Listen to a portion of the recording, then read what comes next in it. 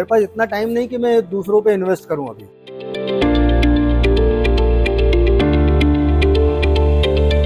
तो ये तो फिर सोने पे सुहागा वाली बात है कि मुझे ऐसा लगता है कि मैं अभी किसी और के साथ नहीं जाना चाहूँगा।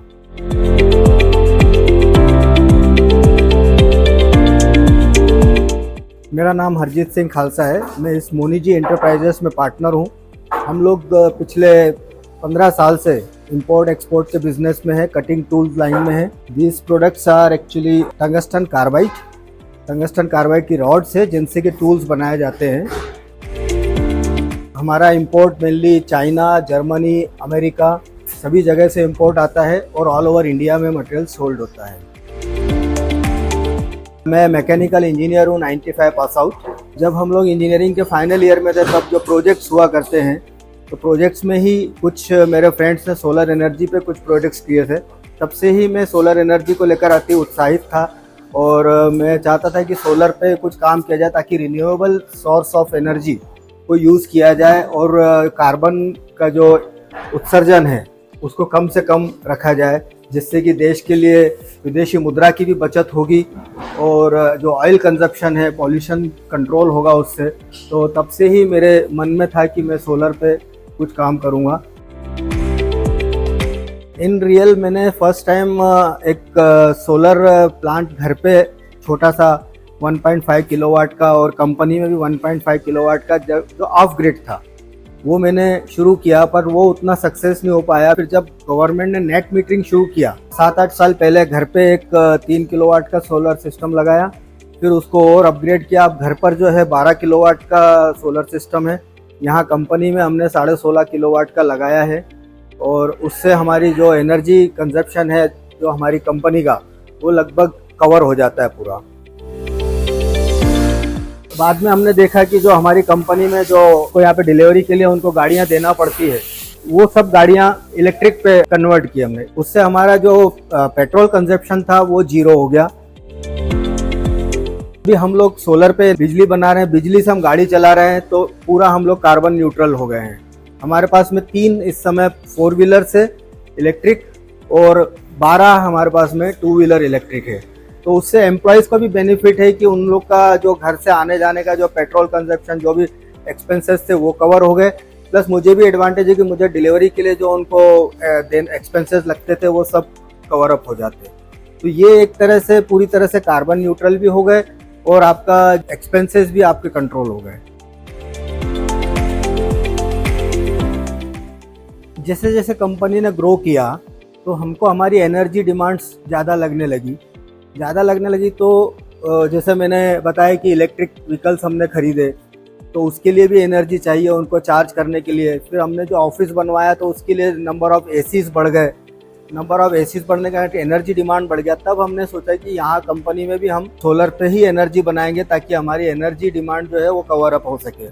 तो इसके लिए हमने फिर यहाँ पर स्वयं ऊर्जा से कांटेक्ट किया। इनसे हमने फिर गाइडेंस लिया, इनसे हमने हमारे एनर्जी बिल शेयर किए और शेयर करने के बाद में जब इन्होंने हमें प्लांट का कैपेसिटी बताया तो हमने अगले 2-3 साल की एनर्जी डिमांड को ध्यान में रखते हुए ये अभी 16.5 किलोवाट का सोलर प्लांट लगाया है, जो कि शायद 2-3 साल की एनर्जी डिमांड को हमारा कवर अप कर लेगा। फिर आगे हम और इसको एक्सपांड कर सकते हैं। बट अब जब एक बार इसमें कदम रख दिया है कार्बन फ्री होने का, तो अब जो भी एनर्जी की हमारी रिक्वायरमेंट्स आएगी हम सोलर या और किसी रिन्यूएबल एनर्जी के थ्रू ही जाएंगे।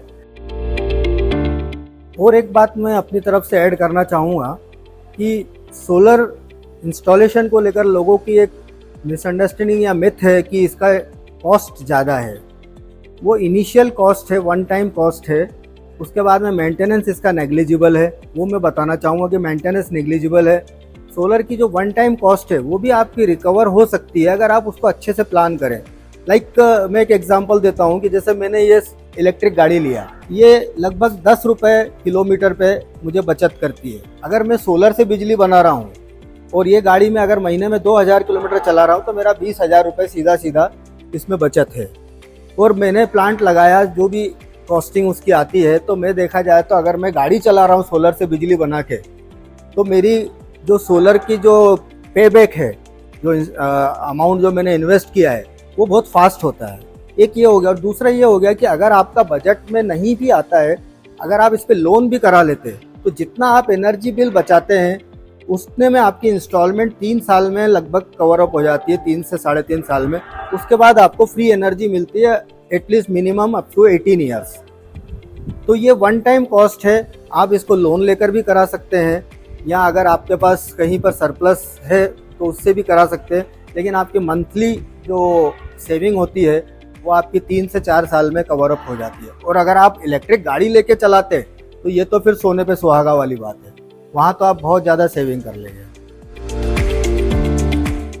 एक मेरा मानना है कि जो सोलर एनर्जी जहाँ प्रोड्यूस होती है, कंज्यूम भी लगभग वहीं होती है। जो ट्रांसमिशन लॉसेस जो होते हैं, जो कोल प्लांट में एनर्जी बनती है और वहाँ से ट्रांसमिट होकर सिटी तक आती है, करीब करीब 30, 40, 50, 60 किलोमीटर के जो भी डिस्टेंस कवर करती है, वहाँ पे कुछ न कुछ ट्रांसमिशन लॉसेस होते हैं।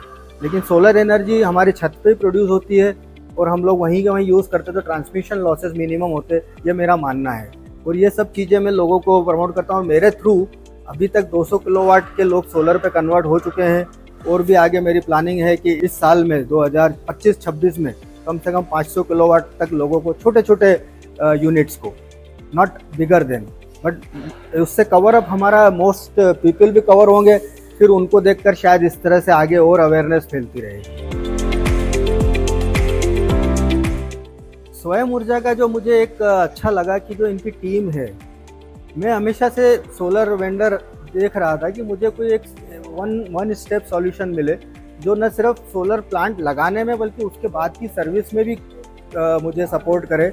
और आगे अगर मैं जिन लोगों को रिकमेंड कर रहा हूँ उन लोगों को भी सेटिस्फेक्शन हो कि हाँ, मैंने जो रिकमेंड किया है, जो कंपनी या जो भी बंदा मैंने रिकमेंड किया है वो उतना कैपेबल है उनको समझाने के लिए या उनके रिक्वायरमेंट्स को पूरी अच्छी तरह समझने के लिए और आगे सर्विस देने के लिए। तो जो मैंने इनके कुछ सर्विस पॉइंट्स देखे, उससे मुझे लगा कि अब मेरी जो सर्च थी एक सोलर वेंडर को लेकर, वो मेरी पूरी हुई। To be very frank, you can take it in records, कि मुझे ऐसा लगता है कि मैं अभी किसी और के साथ नहीं जाना चाहूँगा।